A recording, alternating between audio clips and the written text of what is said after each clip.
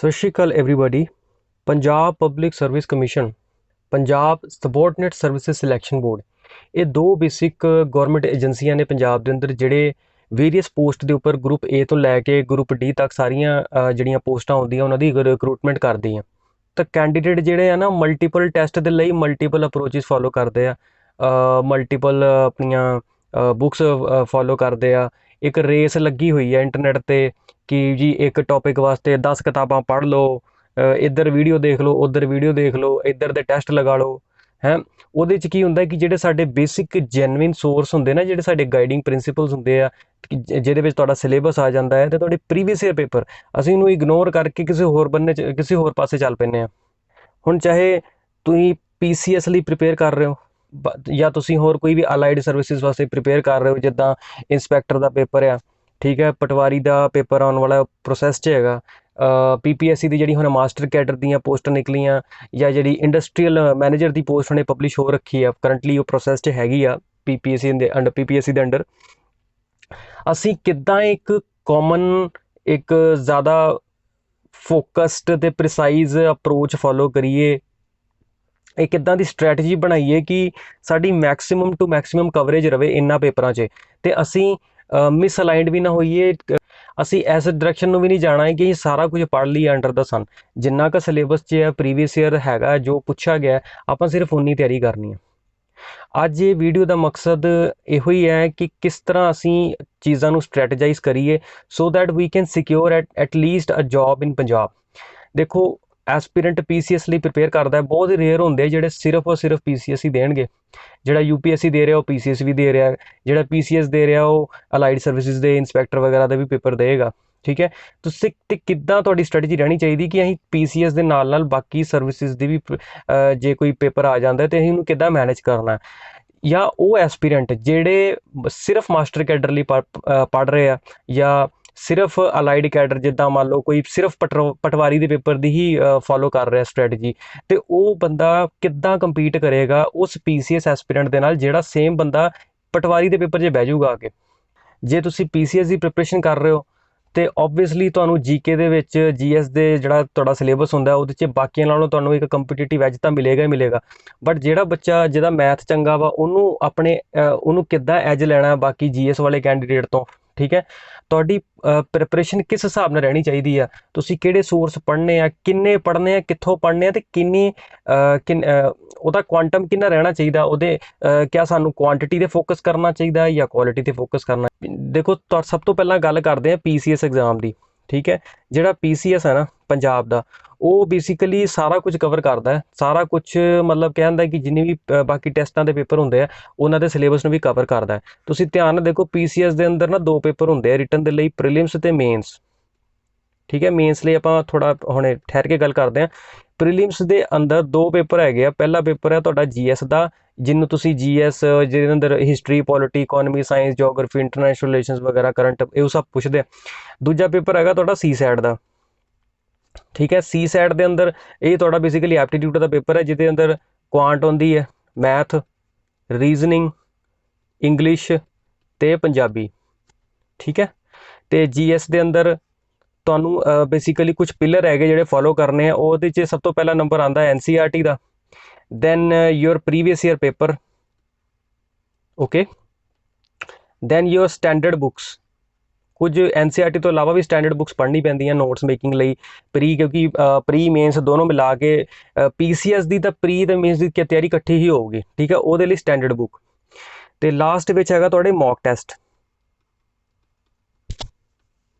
ਕਿੱਦਾਂ ਫੋਲੋ ਕਰਨਾ, ਦੇਖੋ ਬੇਸਿਕਲੀ ਮੈਂ ਤੁਹਾਨੂੰ ਇਸ ਚੈਨਲ ਥਰੂ ਪੂਰਾ ਗਾਈਡ ਕਰਾਂਗਾ। ਮੇਰਾ ਮੋਟਿਵ ਹੈ ਸੈਲਫ ਸਟੱਡੀ ਨੂੰ ਪ੍ਰਮੋਟ ਕਰਨਾ, ਠੀਕ ਹੈ। ਅਤੇ ਜਿਹੜੇ ਬੱਚੇ ਕੋਚਿੰਗ ਨਹੀਂ ਕਰ ਸਕਦੇ ਜਾਂ ਕੋਚਿੰਗ ਕਲਚਰ ਤੋਂ ਪ੍ਰਭਾਵਿਤ ਨਹੀਂ ਹੈਗੇ, ਨਹੀਂ ਕਰਨਾ ਚਾਹੁੰਦੇ, ਸੈਲਫ ਸਟੱਡੀ ਕਰਨਾ ਚਾਹੁੰਦੇ, ਉਹਨਾਂ ਲਈ ਇੱਕ ਵਧੀਆ ਮੌਕਾ ਹੈ ਚੀਜ਼ਾਂ ਨੂੰ ਸਮਝਣ ਦਾ ਕਿ ਗਾਈਡੈਂਸ ਇੰਪੋਰਟੈਂਟ ਹੈਗੀ ਆ। ਟੌਪਰ ਕੀ ਕਰਦੇ ਆ ਕਿ ਸੇਮ ਚੀਜ਼ਾਂ ਪੜ੍ਹਦੇ, ਜਿਹੜੀਆਂ ਬੁੱਕਸ ਤੁਹਾਡੇ ਹੱਥ 'ਚ ਹੈਗੀਆਂ ਉਹਨਾਂ ਦੇ ਵੀ ਹੱਥ 'ਚ ਉਹੀ ਬੁੱਕਸ ਹੁੰਦੀਆਂ, ਬਟ ਗੱਲ ਇਹ ਹੁੰਦੀ ਹੈ ਕਿ ਉਹਨਾਂ ਕੋਲ ਗਾਈਡੈਂਸ ਚੰਗੀ ਹੁੰਦੀ ਆ, ਠੀਕ ਹੈ। So basically right guidance and rigorous practice, determination ਚਾਹੀਦੀ ਹੈ। ਸੈਲਫ ਸਟੱਡੀ ਕਰੋਗੇ ਤਾਂ ਹੀ ਉਹ ਰਿਜ਼ਲਟ ਆਏਗਾ, ਕਿਉਂਕਿ ਜਿਹੜੇ ਕੋਚਿੰਗ ਵਾਲੇ ਵੀ ਜਿਹੜੇ ਬੱਚੇ ਹੁੰਦੇ ਆ, ਮੈਂ ਨਹੀਂ ਕਹਿੰਦਾ ਕੋਚਿੰਗ ਚੰਗੀ ਨਹੀਂ ਹੈ, ਬਟ ਕੋਚਿੰਗ ਡੈਫੀਨੇਟਲੀ ਇੱਕ ਐਜ ਤਾਂ ਦਿੰਦੀ ਹੈ ਬੱਚੇ ਨੂੰ। ਬਟ ਮੈਂ ਇਹ ਕਹਿ ਸਕਦਾ ਕਿ ਜਿਹੜੇ ਬੱਚੇ ਕੋਚਿੰਗ ਨਹੀਂ ਕਰਦੇ ਉਹ ਵੀ ਕੋਈ ਬਹੁਤ ਜ਼ਿਆਦਾ ਡਿਸਐਡਵਾਂਟੇਜ ਤੇ ਵੀ ਨਹੀਂ ਹੈਗੇ, ਅਗਰ ਉਹਨਾਂ ਦੀ ਡਿਟਰਮੀਨੇਸ਼ਨ ਚੰਗੀ ਹੈ ਤੇ ਸੈਲਫ ਸਟੱਡੀ ਉਹ ਕਰ ਸਕਦੇ ਆ। ਠੀਕ ਹੈ, ਕਿੱਦਾਂ, ਲੈਟਸ ਸੀ। ਜਿਹੜੇ ਬੱਚੇ ਪੀਸੀਐਸ ਲਈ ਤਿਆਰੀ ਕਰ ਰਹੇ ਉਹਨਾਂ ਨੂੰ ਤੇ ਇਹ ਸਾਰੇ ਸਬਜੈਕਟ ਪੜ੍ਹਨੇ ਆ, ਇਹ ਸਾਰੀਆਂ ਸੋਰਸਿਸ ਫੋਲੋ ਕਰਨੇ ਆ, ਜਿੱਦਾਂ ਐਨਸੀਈਆਰਟੀ ਹੈ, ਤੁਹਾਡੇ ਪ੍ਰੀਵੀਅਸ ਪੇਪਰ, ਸਟੈਂਡਰਡ ਬੁੱਕਸ ਹੈ, ਮੌਕ ਟੈਸਟ ਹੈ, ਤੇ ਸੀਸੈਟ ਦੇ ਅੰਦਰ ਕੁਆਂਟ, ਰੀਜ਼ਨਿੰਗ, ਇੰਗਲਿਸ਼ ਤੇ ਆਪਣਾ ਪੰਜਾਬੀ, ਇਹ ਸਾਰਾ ਫੋਲੋ ਕਰਨਾ ਹੀ ਆ। ਇਹ ਜਿਹੜੀ ਸਟੈਂਡਰਡ ਬੁੱਕ ਹੈ ਇਹ ਪ੍ਰੀ ਤੇ ਮੇਨਸ ਦੋਵਾਂ ਲਈ ਕੰਮ ਆਊਗੀ। ਜਿਹੜੇ ਐਸਪੀਰੈਂਟਸ ਅਲਾਈਡ ਸਰਵਿਸ ਲਈ, ਪਟਵਾਰੀ ਲਈ, ਇੰਡਸਟਰੀਅਲ ਮੈਨੇਜਰ ਜਾਂ ਹੋਰ ਇੰਸਪੈਕਟਰ ਲੈਵਲ ਐਗਜ਼ਾਮਸ ਦੀ ਪ੍ਰੈਪਰੇਸ਼ਨ ਕਰ ਰਹੇ, ਈਵਨ ਐਸਐਸਸੀ ਦੀ, ਉਹ ਕੀ ਕਰੋ ਕਿ ਐਨਸੀਈਆਰਟੀ ਤੁਸੀਂ ਸਾਰੀ ਫੋਲੋ ਕਰੋ। ਠੀਕ ਹੈ, ਐਨਸੀਈਆਰਟੀ ਨੂੰ ਚੰਗੀ ਤਰ੍ਹਾਂ ਪੜ੍ਹੋ, ਸਾਰੀ ਐਨਸੀਈਆਰਟੀਆਂ 6 to 10 ਤੇ 11ਵੀਂ 12ਵੀਂ ਦੀਆਂ ਸਿਲੈਕਟਡ ਐਨਸੀਈਆਰਟੀਜ਼ ਉਹ ਤੁਸੀਂ ਪੜ੍ਹਨੀਆਂ। ਮੈਂ ਪਿਛਲੀ ਵੀਡੀਓ 'ਚ ਸਾਰਾ ਮੈਂਸ਼ਨ ਕਰਤਾ, ਉਹ ਦੇਖ ਲਓ ਜਾ ਕੇ। ਸਟੈਂਡਰਡ ਬੁੱਕਸ ਵੀ ਮੈਂ ਤੁਹਾਨੂੰ ਉੱਥੇ ਲਿੰਕ ਮੈਂ ਦੇ ਦਿੱਤਾ, ਉਹ ਲਿੰਕ ਤੋਂ ਤੁਸੀਂ ਆਪਣੀ ਬੁੱਕਸ ਮੰਗਾਓ ਤੇ ਪੜ੍ਹਨਾ ਸ਼ੁਰੂ ਕਰੋ, ਨੋਟਸ ਬਣਾਓ।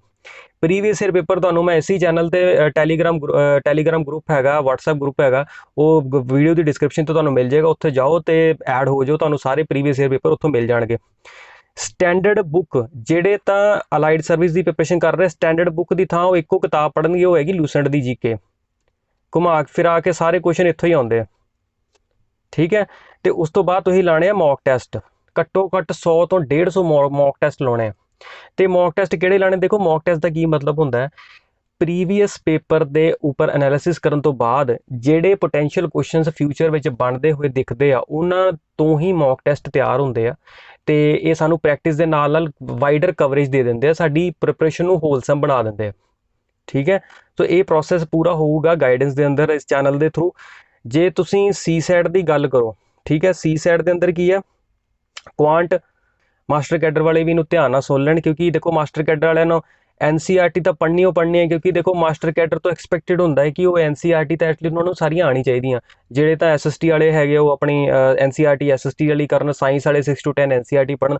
ਜਿਹੜੇ ਮੈਥ ਵਾਲੇ ਆ ਉਹਨਾਂ ਨੂੰ ਕੀ ਕਰਨਾ, ਮੈਥ ਵਾਲੇ ਤੇ ਆਲਮੋਸਟ ਸਾਰਿਆਂ ਨੂੰ ਜਿਨ੍ਹਾਂ ਨੇ ਮੈਥਮੈਟਿਕਸ, ਕੁਆਂਟ, ਸੀਸੈਟ ਤਿਆਰ ਕਰਨਾ ਹੈ, ਈਵਨ ਪੀਸੀਐਸ ਵਾਲੇ 6 to ਲੈ ਕੇ 10 ਕਲਾਸ ਦੀ ਐਨਸੀਈਆਰਟੀ ਮੈਥ ਚੰਗੀ ਤਰ੍ਹਾਂ ਉੱਥੋਂ ਜਾ ਕੇ ਪ੍ਰਿਪਰੇਸ਼ਨ ਕਰੋ। ਜੇ ਨਹੀਂ ਤੁਹਾਨੂੰ ਐਨਸੀਈਆਰਟੀ ਕਰਨਾ ਚਾਹੁੰਦੇ ਹੋ ਤਾਂ ਤੁਸੀਂ ਆਰਐਸ ਅਗਰਵਾਲ ਤੋਂ ਵੀ ਕਰ ਸਕਦੇ ਹੋ, but for me I think that 6 to 10 NCERT is the best source. ਉਹਦੇ ਨਾਲ ਕੀ ਹੋ ਜਾਏਗਾ, ਤੁਹਾਡੇ ਜਿਹੜੇ ਬੇਸਿਕ ਕਨਸੈਪਟਸ ਹੈਗੇ ਉਹ ਡਿਵੈਲਪ ਹੋਣਗੇ। ਬੇਸਿਕ ਕਨਸੈਪਟ ਡਿਵੈਲਪ ਹੋਣ ਤੋਂ ਬਾਅਦ ਤੁਸੀਂ ਪ੍ਰੈਕਟਿਸ ਤੇ ਆਉਣਾ, ਪਹਿਲਾਂ ਤੁਸੀਂ ਕਿਸੇ ਵੀ ਪ੍ਰੈਕਟਿਸ ਲੈਵਲ ਤੇ ਨਹੀਂ ਜਾਣਾ। ਇਹ ਬੇਸਿਕ ਕਵਰ ਕਰਨ ਤੋਂ ਬਾਅਦ ਤੁਸੀਂ ਪ੍ਰੈਕਟਿਸ ਕਰੋਗੇ। ਪ੍ਰੈਕਟਿਸ ਲਈ ਕੋਈ ਵੀ ਇੱਕ ਬੁੱਕ, ਐਸਐਸਸੀ ਦੀ ਪਿਛਲੇ 20 ਸਾਲ ਦੇ ਕੁਐਸਚਨ ਪੇਪਰ ਲਗਾ ਦਿਓ ਟੌਪਿਕ ਵਾਈਜ਼, ਤੁਹਾਡਾ ਯੂ ਆਰ ਡਨ। ਪੰਜਾਬ ਦੇ ਪੇਪਰਾਂ 'ਚ ਨਾ ਉਹ ਬੈਂਕ ਵਾਂਗੂ ਸਪੀਡ ਐਕੂਰੇਸੀ ਨਹੀਂ ਚੈੱਕ ਕਰਦੇ, ਇੱਥੇ ਤੁਹਾਡੇ ਕੋਲ ਟਾਈਮ ਬਥੇਰਾ ਹੁੰਦਾ, ਪ੍ਰੋਵਾਈਡਡ ਤੁਹਾਡੇ ਬੇਸਿਕਸ ਚੰਗੇ ਹੋਣ ਤੇ ਤੁਸੀਂ ਪ੍ਰੈਕਟਿਸ ਠੀਕ ਠਾਕ ਕੀਤੀ ਹੋਵੇ।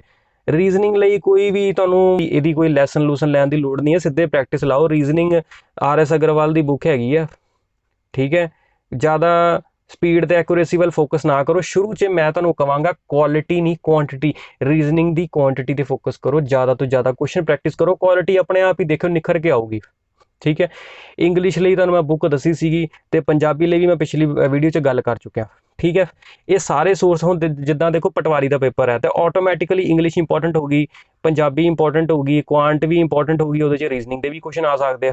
ਠੀਕ ਹੈ, ਉਸ ਤੋਂ ਇਲਾਵਾ ਪਟਵਾਰੀ ਦੇ ਐਨਸੀਈਆਰਟੀ ਜੇ PSSB ਪੇਪਰ ਲਿਆ, PSSB ਨੇ ਤੇ 45 ਨੰਬਰ ਦਾ ਜੀਕੇ ਆਉਣਾ, ਤੇ ਉਹ 45 ਨੰਬਰ ਦੀ ਜੀਕੇ ਤੁਹਾਡੀ ਐਨਸੀਈਆਰਟੀ ਪਲੱਸ ਲੂਸੈਂਟ ਦੀ ਜੀਕੇ ਕਵਰ ਕਰ ਲੈਂਦੀ ਹੈ।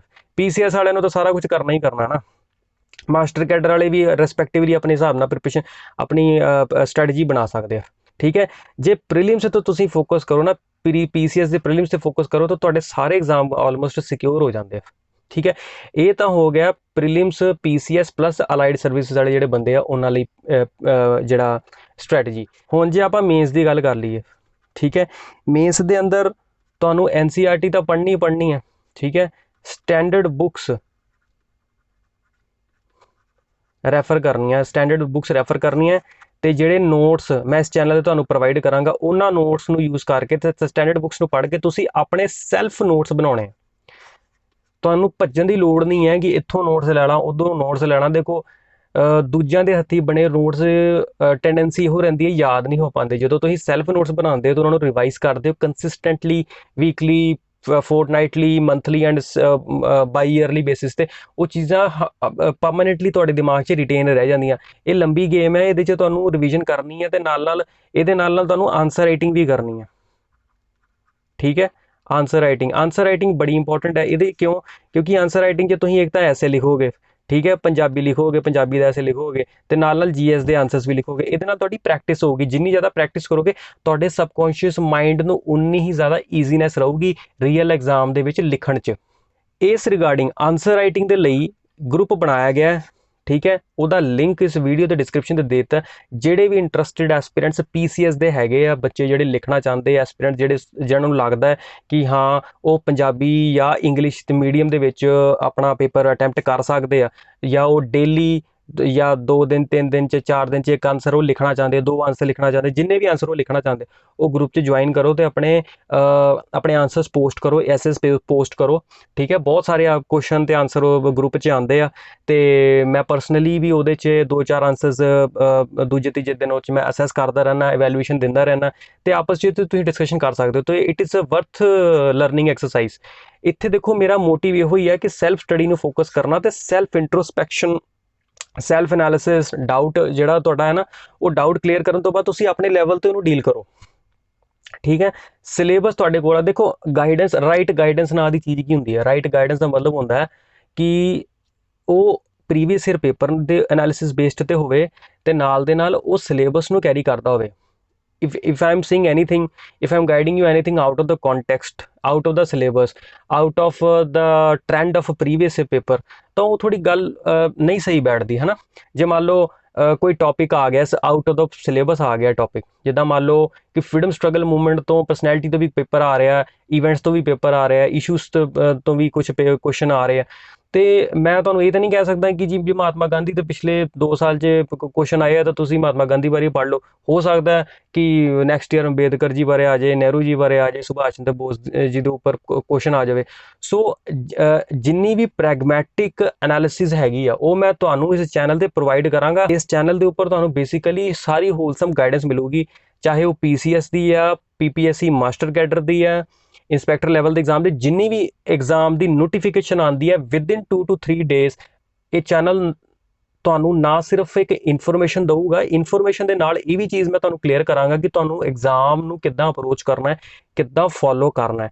ਅਗਰ ਤੁਸੀਂ ਉਸ ਸਟ੍ਰੈਟਜੀ ਨੂੰ ਫੋਲੋ ਕਰਦੇ ਹੋ ਐਂਡ ਮੇਕ ਸ਼ੋਰ ਕਿ ਉਸ ਸਟ੍ਰੈਟਜੀ ਨੂੰ ਤੁਸੀਂ ਆਪਣਾ ਦਿਮਾਗ ਵੀ ਲਾਣਾ, ਠੀਕ ਹੈ। ਤੁਸੀਂ ਇਹ ਵੀ ਮੇਕ ਸ਼ੋਰ ਕਰਨਾ ਹੈ ਕਿ ਜੋ ਸਟ੍ਰੈਟਜੀ ਮੈਂ ਤੁਹਾਡੇ ਨਾਲ ਡਿਸਕਸ ਕਰ ਰਿਹਾ ਤੁਹਾਡੇ ਲਈ ਕੀ ਸੈੱਟ ਬੈਠਦਾ, ਉਹਨੂੰ ਤੁਸੀਂ ਐਡਜਸਟਮੈਂਟ ਕਰਨੀ ਆਪਣੇ ਹਿਸਾਬ ਨਾਲ। ਮੈਂ ਤੁਹਾਨੂੰ ਕਹਿ ਦਾਂ ਕਿ ਤੁਸੀਂ 10 ਘੰਟੇ ਜੀ ਇੱਦਾਂ ਸ਼ਡਿਊਲ ਬਣਾਉਣਾ, ਇੱਦਾਂ ਪੜ੍ਹਨ ਦਾ ਸ਼ਡਿਊਲ ਬਣਾ 10 ਘੰਟੇ, ਤੁਹਾਡੀ ਬੈਠਣ ਦੀ 10 ਘੰਟੇ ਦੀ ਕੈਪੇਬਿਲਿਟੀ ਨਹੀਂ ਹੈਗੀ ਤਾਂ ਤੁਸੀਂ 6 ਘੰਟੇ ਦਾ ਬਣਾ ਲਓ। ਜੇ ਤੁਹਾਡੀ ਕੈਪੇਬਿਲਿਟੀ 12-13 ਘੰਟੇ ਦੀ ਬਹਿਣ ਦੀ ਆ, ਠੀਕ ਹੈ, ਇੰਟਰਮੀਡੀਏਟ ਲੈਵਲ ਤੇ, ਤਾਂ ਤੁਸੀਂ ਉਹਨੂੰ ਉਸ ਹਿਸਾਬ ਨਾਲ ਆਪਣਾ ਐਡਜਸਟ ਕਰ ਲਓ। So it's up to you, okay.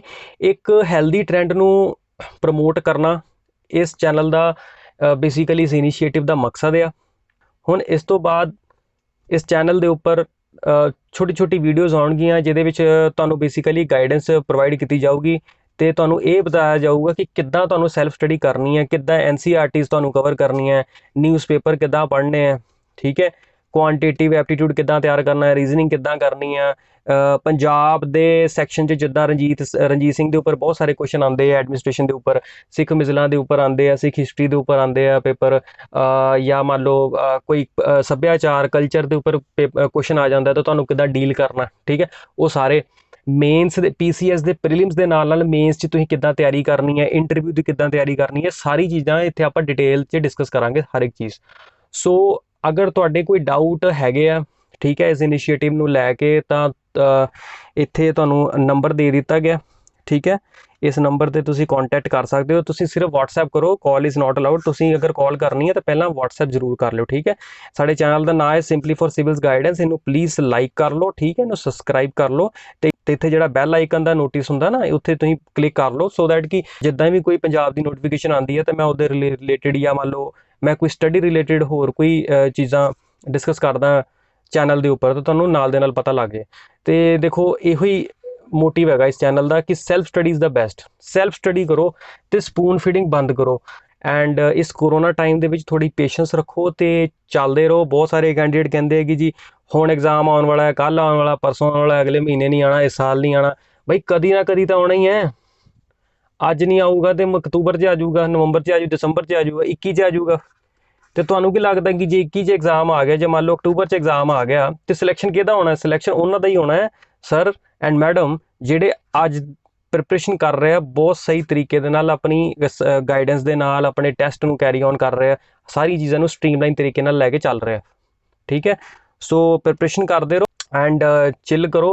बाकी स्टेटां 'च भी चीज़ां चल पियां, प्रोसैस चल पिया, UPSC भी स्ट्रीमलाइन हो गया। ठीक है, so thank you so much.